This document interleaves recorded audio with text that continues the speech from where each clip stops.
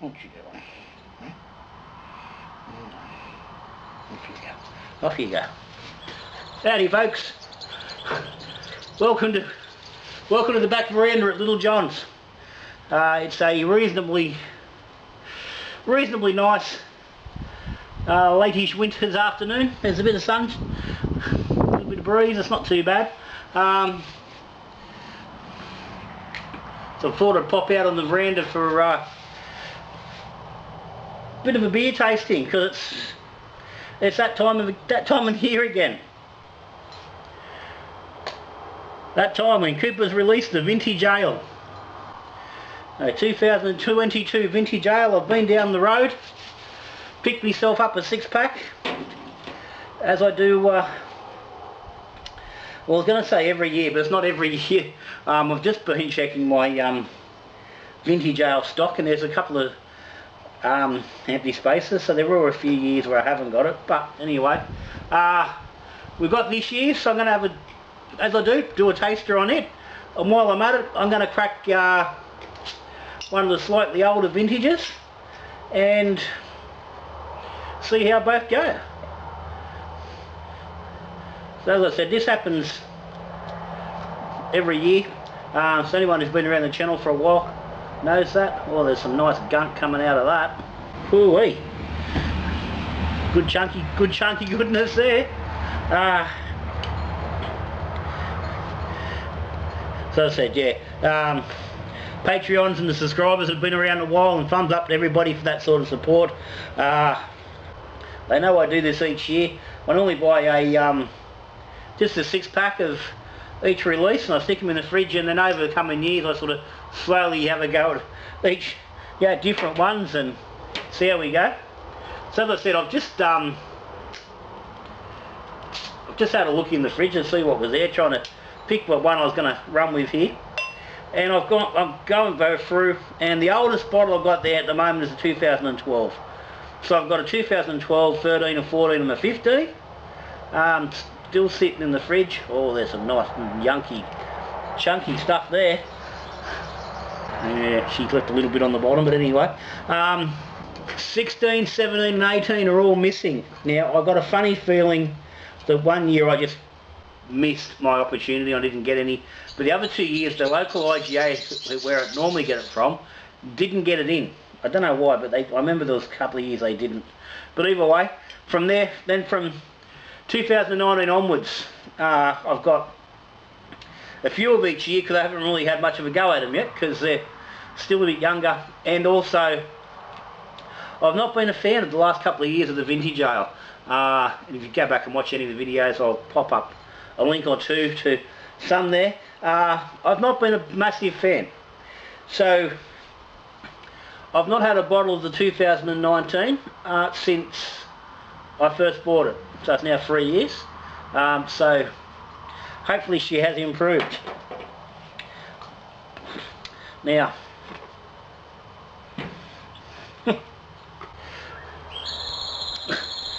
they always pour a bit cloudy and well, especially if you actually have a go and get some of the yeast out of them. And as a result, you get a little bit of floaters and stuff. But yeah, that's all part of the Cooper's character. Oh, gee, that's got a nice nose. So this is the 2022. So make sure you know which one we're dealing with. Now, the interesting thing, I've put the 6-pack holder away. But it says on there they've used El Dorado Huell Melon. I probably should have remembered that, because not that long ago I couldn't get hold of any Huell Melon when I was trying to do the extract Kolsch. But so for me, that's an incredible step away from the sort of hopping you'd normally get with the Vintage Ale. And I do recall seeing some of the advertising, some of the promo stuff, saying that they had gone a bit more of a modern twist with this year's, and that is a big change. Two very fruit focused hops, but they normally tend to go a little bit more old school, a bit more Yeah, a bit more of the typical Cooper's Earthy and stuff like that. So, but that's got a really nice nose to it, and it's probably to some degree it's taking this what is quintessentially an Australian ale into American territory. Even though the Huell melon is sort of German, it still gives that very American sort of a nose. But, as you can see, she's quite lost the bloody sun. I'm looking at the clouds there. We probably lost it for a little while, so hopefully you can still see me over here. I'll give you a wave out just in case you've lost focus on me. It's very much pond water looking. Brownish with an orange tinge. Quite murky. What a nice head. She's holding that nicely. It's hard to see what sort of carbonation she's got with the murkiness, but anyway, let's have a crack at it.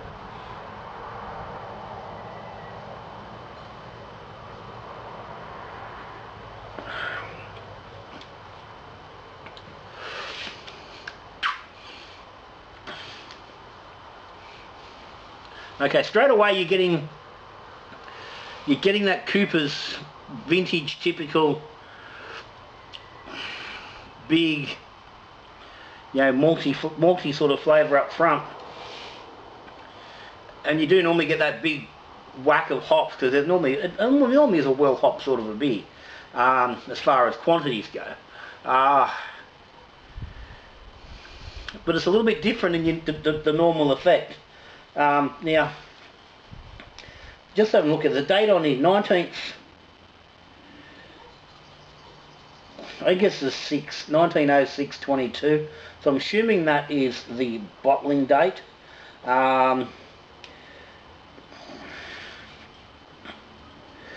Just generally, and I'm pretty sure it's from memory, the vintage ale runs different to all the other Coopers, where you normally get a best after date. They hold this stuff back before they release it, so it's ready to go. So I'm pretty sure that date on there would actually be the packaging date. So it's hard to say, particularly how old it is, but the reality is it's moderately fresh.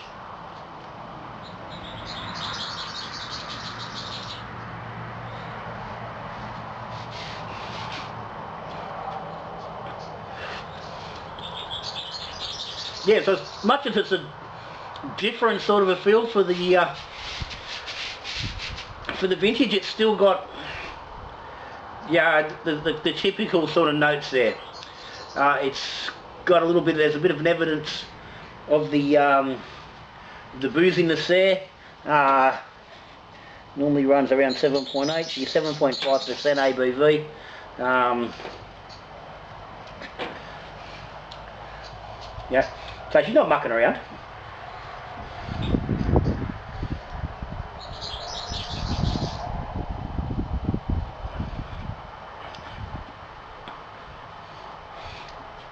But for me, as what is always the case with the fresh release, to me it still tastes like a beer that's not quite ready to drink. And obviously it's designed to be cellared. Coopers, I don't think, have any intention of vintage ale really being drank this year. Their own promos are about putting it away for a year. They're giving away a prize where you could get a little bottle lock, which you could put onto the bottle and had the padlock and stuff. And what they were doing was Coopers, I think they were giving away like 100 of them, and they were going to keep the code. So they're setting up the padlock, which had like the twisty code on it. And so what you did, if you won one, you could lock up a bottle for 12 months, and then in 12 months' time, they're going to give the people who won the code. So make sure you're keeping your bottle away for 12 months. I said, I've never had that issue. Well, I said 2012 sitting there now, she's 10 years old. So I've not had that problem, and I can quite often I will go a whole year without even touching one of the vintages. I've got probably 2/3 of the door on my beer fridge is taken up by the vintage stock. Probably somewhere in the vicinity of 20 to 24 bottles. I'm not sure exactly what there is. Obviously the newer stuff there's more of. But anyway, speaking of the newer stuff, let's get into this fella. 2019.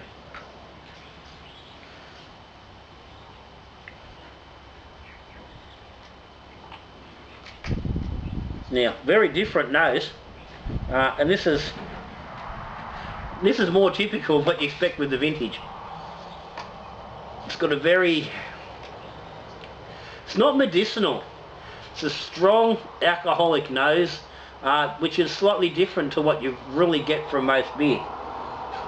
It's not coming across as this, distinctly boozy, fusely type of nose, but it smells like a high alcohol, but it's a unique sort of smell, and if you've tried the vintage you'll understand what I mean.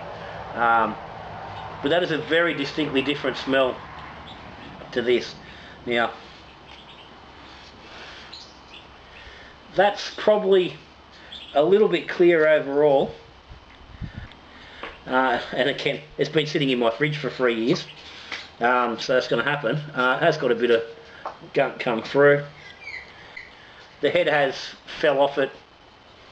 And again, 3 years old, but there's still good carbonation there.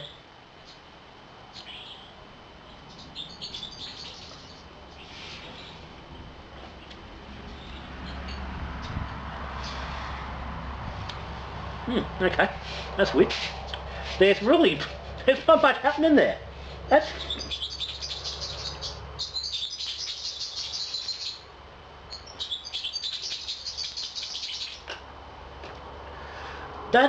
really got not much happening at all. No real character. That's really weird. There's this like a light malty sweetness, not quite slipping into the toffee type category. Slightly burnt caramel, but not pushing right into the toffee.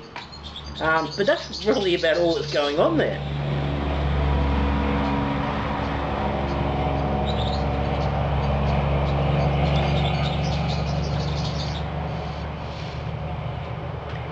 Yeah, that's bizarre.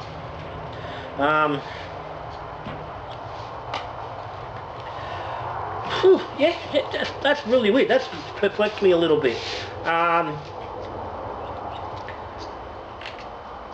I really expected a lot more than that. Generally, there's a lot going on.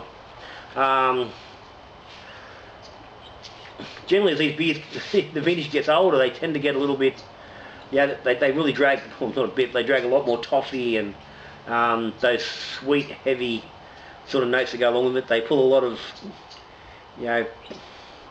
port and muscat and sherry type notes. They tend to get, they tend to pick up a winey, like a fortified wine sort of a feel, which is quite nice. I've recently had the 2015. It was only about 4 or 5 weeks ago. I pulled the 2015 out of the fridge, and it was just really, it was an enjoyment the whole way through. But that being said, I've not enjoyed the 2019, 20 or 21 brews up front, to the point where I really disliked them. So I was concerned about where they were going to go, and there seemed to be, having jumped for me from the 2015 to the 2019 without having any new stuff in between, for me there was a big change in the profile of the brew, and I know other people would comment on it, but plenty of people also really enjoyed it. Of course, that's going to happen.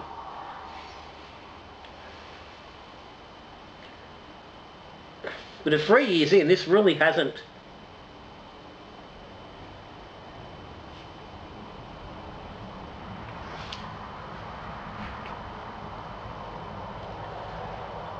it hasn't really developed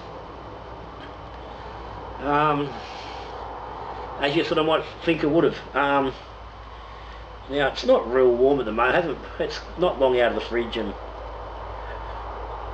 warming up probably wouldn't hurt it. But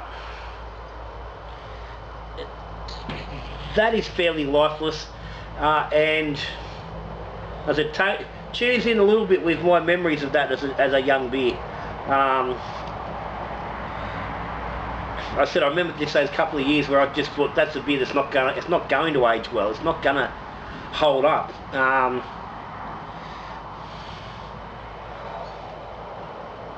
And I think this is the point where Coopers have started really bringing some different hopping into the beers, using some more modern hops, breaking away from the traditional stuff. And for me, it didn't work in the young beer, and it doesn't seem to be working in the older beer.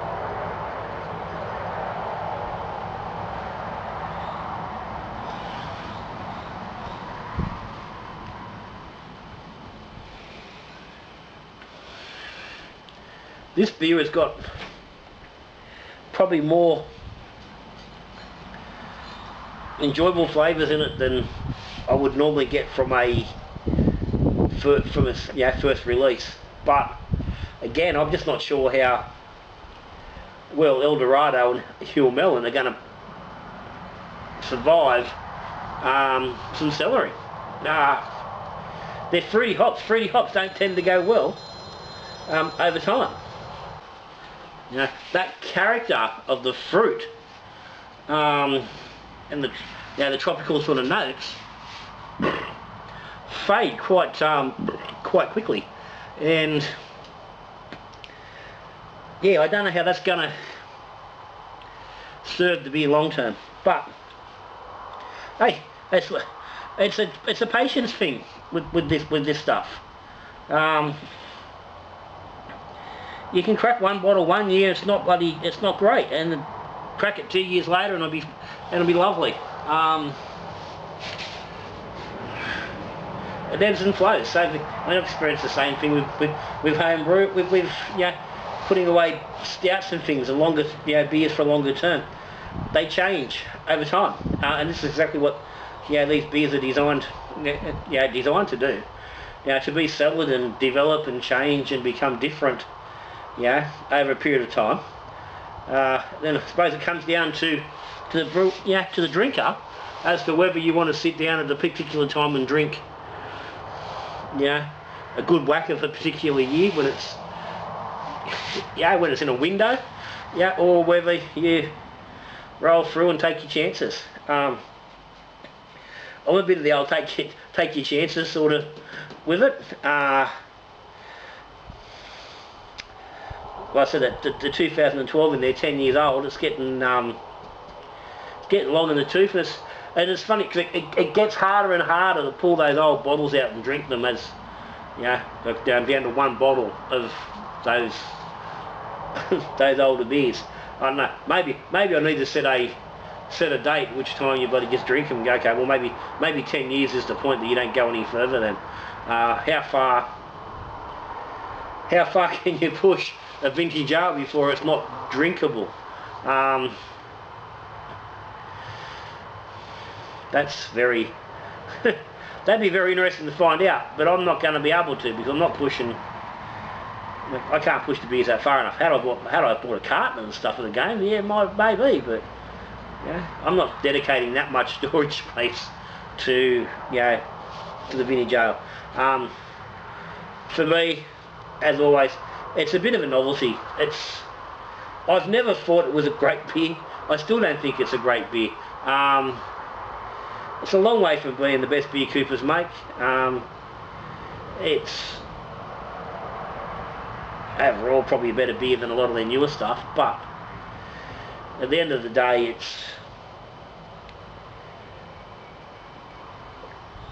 it's not up to a lot of the better stuff that's available of the same sort of style and whatnot. But as it sits as that quintessential Australian, Australian owned the old brewery. It's been around forever, and it's what everyone knows, and it's, you know, it's got such a place in the home brew world, and, you know, craft beer drinkers, which at this point in time is probably being lost. Yeah, the older brewers, you know, my age, you know, people in their 50s and even their 60s and maybe in their 40s even. Yeah, we grew up where Cooper's was that entry beer into that other world of beer, the crossover from commercial, from Mega Swill into a new world of beer. And as such, we've got there's a lot of good memories and things that go along with that. And a lot of tolerance for the brand as a result. New craft brewers, you know, even the craft drinkers, Cooper's doesn't really get a look in, because it's just lost in a sea of so many options. And the reality is there's so many better options overall. Cooper's try their best to keep up. They keep releasing new beers and they're trying with the new styles and whatnot, and for me they just don't really hit the mark. They're not there. But like I said, with that, the nostalgia and the, you know, the memories that go along with, and that connection with Cooper's that go along with the vintage, is what says, okay, each year I need to go down and buy a 6-pack and try it out and keep some in the fridge and keep going. Take up room which could be realistically could be used to store better beer, but it stays there because it is interesting to sit down and just see how this sort of beer develops, and I don't feel inclined to do that with really any other beer. I mean, there's other beers out there which you could do it with, yeah, but there's not many beers that are really made, brewed, designed by the brewery to be put away. Yeah, it's not a regular sort of thing. They're releasing beers for you to drink now. They're barrel aging, they're aging, they're holding stock, so when you get it you can drink it. It's not too often someone's going, here, buy this beer now, but you probably don't want to drink it for 12 months or so. Yeah, outside of some of the, you know, the Abbeys and some of the Belgian, you know, quads and stuff. There's really no beer that does that. So it's quirky and has its own little niche as a result. So, guys, if you don't get into Cooper's, you know, maybe getting the vintage ale's not really for you. If you're really into your beer,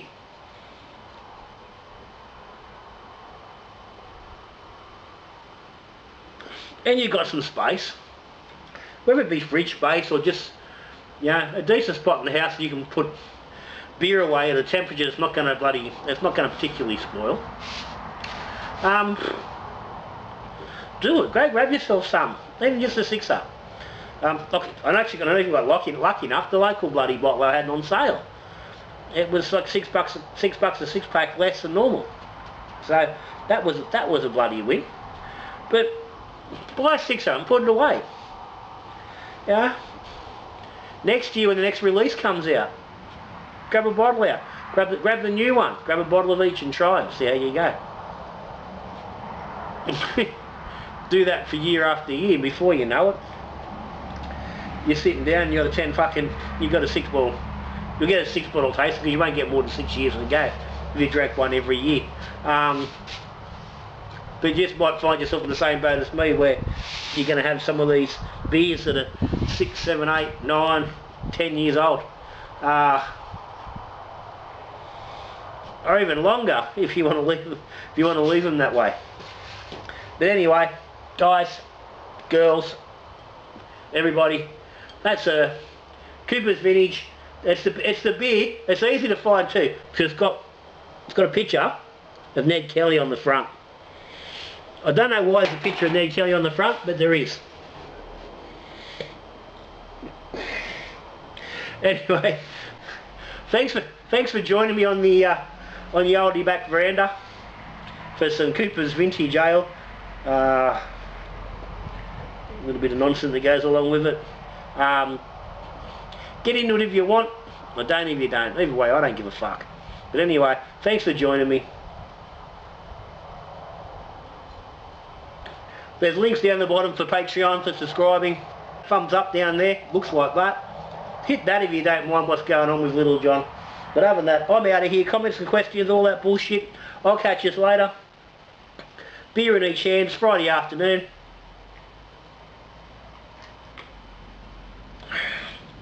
So until I see you again, we're brewing beer, drinking beer or talking beer. Good brewing. Cheers, guys.